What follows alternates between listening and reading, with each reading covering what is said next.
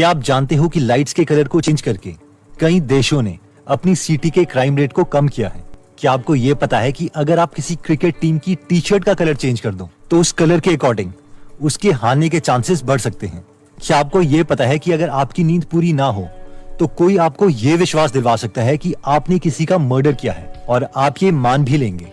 क्या आपको ये पता है कि अगर आप किसी पेशेंट को जल्दी ठीक करना चाहते हो तो वो जल्दी ठीक हो सकता है अगर आप उसका कमरा किसी पर्टिकुलर जगह पे रख दो? और क्या आपको ये पता है कि अगर आपका नाम ज्यादा मर्दाना साउंड करता है तो आपके जॉब में प्रमोशन के चांसेस ज्यादा हैं? एनीवेज, अगर आपको ये सारे साइकोलॉजिकल फैक्ट्स नहीं पता तो आज हम इन्हें देखेंगे, वो भी प्रॉपर रिसर्च प्रूफ के साथ। तो let's begin my brothers and sisters. सबसे पहले आता है fact number 5, colour changes the mood and behaviour. एक बार कनाडा के 2 रिसर्चर्स ये जानने के लिए बहुत उतावले हो रहे थे कि क्या रूम के कलर चेंज करने से इंसानों के मूड में कोई फर्क पड़ता है या नहीं। इसलिए वो कनाडा के डिफरेंट क्लासरूम्स में गए और उन्हें डिफरेंट कलर से पेंट कर दिया। किसी क्लास में उन्होंने ब्लू कलर किया, किसी में ग्रीन, किसी में येलो और किसी में पिंक। उसके बाद उन क्लासेस को वो दोनों रिसर्चर्स ऑब्जर्व करने लग गए।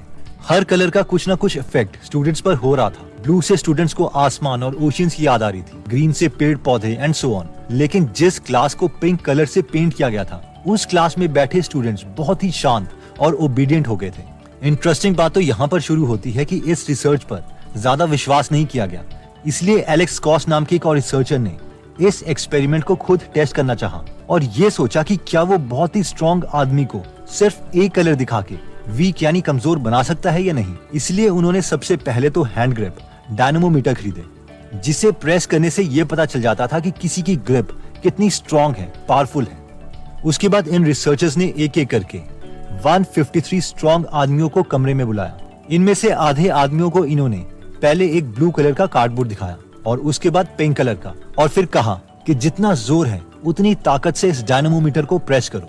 इसके बाद बाकी आधे कंटेस्टेंट्स को इन्होंने एक एक करके बुलाया और उन्हें पहले कार्डबोर्ड में पिंक कलर दिखाया और उसके बाद ब्लू कलर, और फिर उनसे भी यही कहा कि इस डायनामोमीटर को जितनी जोर से हो सके प्रेस करो। और इन सब की मेजरमेंट्स एक कॉपी में लिख ली।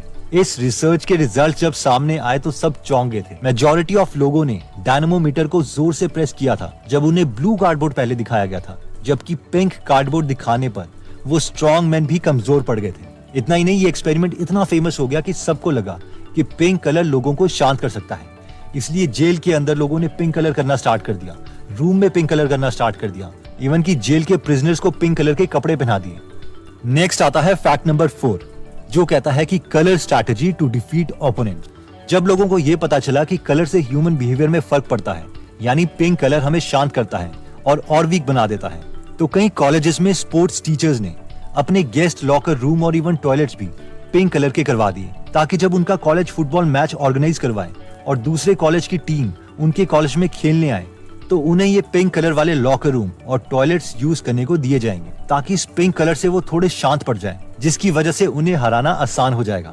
लेकिन NCAA ने बाद में ये ऑर्डर्स कर दिए कि नहीं, ऐसा नहीं होगा। दोनों फुटबॉल टीम के लॉकर्स और टॉयलेट के कलर एक ही होने चाहिए। इतना ही नहीं, जापान ने कहीं अपनी सिटीज में रात के समय में ब्लू लाइट को यूज करना स्टार्ट कर दिया था, जिससे क्राइम रेट बहुत कम हो गया था। लॉजिक ये था कि ब्लू लाइट से सबकॉन्शियसली लोगों को पुलिस की याद आएगी और वो ज्यादा बेटर बिहेव करेंगे, और ऐसा हुआ भी। नेक्स्ट आता है फैक्ट नंबर 3, जो कहता है कि बेटे को यकीन दिलवा दिया कि उसने अपनी माँ का मर्डर किया है और वो मान भी गया। 18 साल का एक लड़का जिसका नाम पीटर राइली था, उसकी पूरी लाइफ चेंज हो गई जब वो चर्च से वापस घर में आया और उसने देखा कि उसकी माँ जमीन पर गिरी हुई है और पूरी बॉडी से ब्लड निकल रहा है। पीटर पूरा घबरा गया और उसने इमीडिएटली पुलिस को फोन कर दिया। पीटर के शरीर में एक भी खून की बूंद नहीं थी, लेकिन फिर भी पुलिस वालों को शुरू से उस पर ही शक होने लगा था और पुलिस की टीम उससे पूछताछ करने के लिए उसे जेल ले गई। उसे अगले 16 घंटे तक सोने नहीं दिया गया और इंटेरोगेशन चलती रही। और जब पीटर नींद की हालत में था तो पुलिस ने उसे कन्विंस कर दिया कि उसी ने अपनी माँ का मर्डर किया है। इंटेरोगेशन कुछ इस तरीके से हुई थी। पुलिसमैन: पीटर, तुम्हें याद है कि तुमने ही अपनी माँ का कत्ल किया है? पीटर: मुझे पता नहीं, लेकिन अगर आप कह रहे हो तो मैं खुद को इमेजिन कर पा रहा हूँ कि शायद मैंने ही ऐसा किया हूँ। पुलिसमैन: तुम्हें यह भी याद आ रहा है कि तुमने ही अपनी माँ की टांगों में मारा था, तभी वो फ्लोर में गिरी?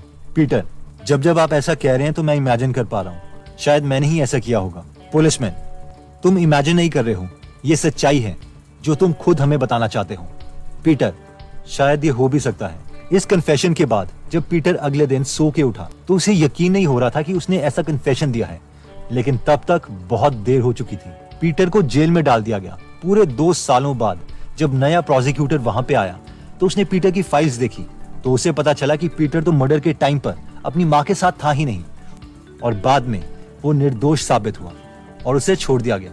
साइकोलॉजी में लोग इसे कहते हैं व्हाट्स फोकल इज काउजल, यानी जो आपका मूड है उस वक्त आप जिस चीज को देख रहे होंगे आप सारे इमोशंस उसी के साथ जोड़ दोगे। अगर आप बहुत गुस्से में हो तो जो उस वक्त आपके सामने है उस इंसान के साथ आप गुस्से के इमोशन जोड़ दोगे, और यही पीटर के साथ हुआ। जब चीफ इन्वेस्टिगेटर ने पीटर की माँ की लाश देखी और साथ में पीटर को देखा तो उसका सारा शक पीटर की तरफ हो गया, और इस बायस की वजह से उसने बाकी सस्पेक्ट्स पर ध्यान ही नहीं दिया और जबरदस्ती पीटर से ही कन्फेशन ले लिया। नेक्स्ट आता है fact number 2, patient recovery depends on his location. Paoli memorial hospital में एक रिसर्च की गई। रिसर्चर्स ने 48 पेशेंट्स लिए जिनका अभी अभी गॉल ब्लैडर का ऑपरेशन हुआ था। इन 48 पेशेंट्स को 2 ग्रुप में डिवाइड किया गया, ग्रुप 1 और ग्रुप 2।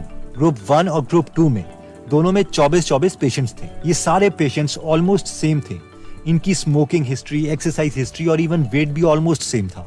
रिकवरी के लिए सारे पेशेंट्स को एक एक करके रूम दिया गया। रूम में सब कुछ सेम था, इवन डॉक्टर्स भी सेम थे, मेडिसिन भी सेम थी, लेकिन बस एक डिफरेंस था, वो था व्यू का। हॉस्पिटल का स्ट्रक्चर कुछ ऐसा था कि ग्रुप 1 के रूम की खिड़की से सिर्फ दीवार दिखती थी, लेकिन ग्रुप 2 के रूम की विंडो से ग्रीनरी, पेड़ और पौधे दिखते थे। यहाँ हम देख सकते हैं कि ग्रुप 1 और ग्रुप 2 के पेशेंट्स को हॉस्पिटल रूम में क्या क्या दिख रहा था। तो रिसर्चर्स ये जानना चाहते थे कि क्या पेशेंट का व्यू उनकी रिकवरी में कोई इम्पैक्ट डालता है कि नहीं, और यस, एक बहुत बड़ा फर्क था इनकी रिकवरी में। ग्रुप 1 के पेशेंट्स को हर रोज कम से कम 6.5 पेन किलर्स दी जाती पेन कम करने के लिए, जबकि ग्रुप 2 के पेशेंट्स को सिर्फ 3 पेन किलर्स दी जाती। और इवन ग्रुप 2 के पेशेंट्स जिन्हें अपनी विंडो से पेड़ और पौधे दिख रहे थे वो जल्दी रिकवर होकर अपने घर चले गए, जबकि ग्रुप 1 के पेशेंट्स को बहुत टाइम लगा। नेक्स्ट आता है फैक्ट नंबर 1, आपका नाम भी आपकी प्रमोशन को इम्पैक्ट कर सकता है। पेरेंट्स अपने बच्चे का नाम अलग अलग मेंटालिटी से रखते हैं। कोई अपने बच्चों का नाम हिस्ट्री के बेसिस पे रखता है, कोई रिलीजन के बेसिस पे, तो कोई फॉरेन नाम रख के ये सोचता है कि ये स्टाइलिश लगेगा। लेकिन बहुत ही कम पेरेंट्स जानते हैं कि नाम से बच्चों की लाइफ में भी बहुत बड़ा इम्पैक्ट पड़ सकता है। फॉर एग्जाम्पल, नाम कितना ईजी है बोलने में या डिफिकल्ट है, नाम मर्दाना साउंड करता है या नहीं, ये भी हमारे फ्यूचर को इम्पैक्ट कर सकता है। आई नो आप में से काफी लोग बोल रहे होंगे ऐसा हो ही नहीं सकता, नाम से क्या फर्क पड़ सकता है। तो चलिए एक रिसर्च से देखते हैं। रिसर्चर्स ने ये जानने के लिए एक एक्सपेरिमेंट किया कि क्या बोलने में जो आसान नाम है क्या उन्हें जल्दी प्रमोशन मिल जाती है या नहीं। इसके लिए उन्होंने 500 एडवोकेट्स के नाम उठाए और फिर कॉमन लोगों को उनके नाम पढ़ने को दिए, ताकि वो ये डिसाइड कर सके कि किस एडवोकेट का नाम पढ़ने में आसान है और कितना मुश्किल है। जब इस डेटा को एडवोकेट्स की प्रमोशन लिस्ट के साथ कंपेयर किया गया तो सब हैरान हो गए। जिन एडवोकेट्स के नाम बोलने में आसान थे उनमें से ज्यादातर एडवोकेट्स को जल्दी प्रमोशन मिली थी दूसरे एडवोकेट्स के कंपैरेटिवली। अब ऑब्वियसली सिर्फ नाम से ही कोई फर्क नहीं पड़ता अगर कोई अच्छा परफॉर्म कर ही नहीं रहा, और सब आसान नाम वाले एडवोकेट्स को भी प्रमोशन नहीं मिली थी। लेकिन आसान नाम वाले लोग ऑन एन एवरेज अच्छा परफॉर्म कर रहे थे मुश्किल नाम वाले इंसानों से। इस इमेज में हम देख सकते हैं कि फ्लुएंट नेम्स को थोड़ी सी एक्स्ट्रा एडवांटेज थी एज कम्पेयर टू डिसफ्लुएंट नेम्स के। तो इस वीडियो में हमने बहुत ही इंटरेस्टिंग फैक्ट्स देखे, जैसे कि पिंक कलर हमें शांत कर देता है और इवन कई बार वीक बना देता है। और फनी ये था कि पिंक कलर से कई कॉलेजेस ने अपने टॉयलेट्स और लॉकर रूम्स भी कलर करवा दिए ताकि अपने ओपोनेंट टीम को हरा सके। उसके बाद हमने फैक्ट नंबर 3 में पीटर राइली की स्टोरी देखी थी कि कैसे हम अपने इमोशंस को सिचुएशंस के अकॉर्डिंग किसी के साथ भी अटैच कर देते हैं। जैसे कि चीफ इन्वेस्टिगेटर ने पीटर को अपनी माँ का झूठा कातिल बना दिया, और नींद की वजह से पीटर ने झूठी मेमोरी भी बना ली कि उसी ने अपनी माँ का कत्ल किया है। फैक्ट नंबर 2 में हमने देखा था कि ग्रीन एनवायरनमेंट की वजह से पेशेंट बहुत जल्दी रिकवर हो जाते हैं, और फिर हमने देखा था कि कैसे एक आसान बोलने वाला नाम भी हमें थोड़ी सी एक्स्ट्रा एडवांटेज दे सकता है प्रमोशन में। वैसे मुझे लगता है कि इस आर्ग्यूमेंट पर थोड़ी सी और रिसर्च होनी चाहिए। एनीवेज दोस्तों, अगर आप इन्वेस्टिंग कोर्स देखना चाहते हैं इंडेक्स फंड से रिलेटेड और वो भी फ्री में, तो वो आप हमारे दूसरे चैनल गीगल बिजनेस में देख सकते हैं। अगर आप अपने ब्रेन को इम्प्रूव करना चाहते हैं तो सबसे बेस्ट तरीका है कि हम मोस्ट सक्सेसफुल लोगों की बुक्स पढ़ें। अगर आपके पास बुक्स पढ़ने के लिए कम टाइम है या फिर इंग्लिश में आपको थोड़ी प्रॉब्लम आती है तो आप गीगल ऐप डाउनलोड कर सकते हैं, जहां पर हिंदी में फ्री में 140 से ज्यादा बुक समरीज अवेलेबल है, जिन्हें आप पढ़ भी सकते हैं और सुन भी सकते हैं। तो अगर आप इस अपॉर्चुनिटीज को मिस नहीं करना चाहते तो इन्वेस्टिंग कोर्स और गीगल ऐप का लिंक हम डिस्क्रिप्शन और फर्स्ट कमेंट में दे देंगे। अगर आप हमारी वीडियोस मिस नहीं करना चाहते तो हमारा पेज लाइक करने के बाद 3 डॉट्स के बटन को प्रेस करके फॉलो के बटन को सिलेक्ट कीजिए और फाइनली सी फर्स्ट के ऑप्शन को सिलेक्ट कर लीजिए। इससे आपको हमारी हर पोस्ट मिलती रहेगी। जय हिंद।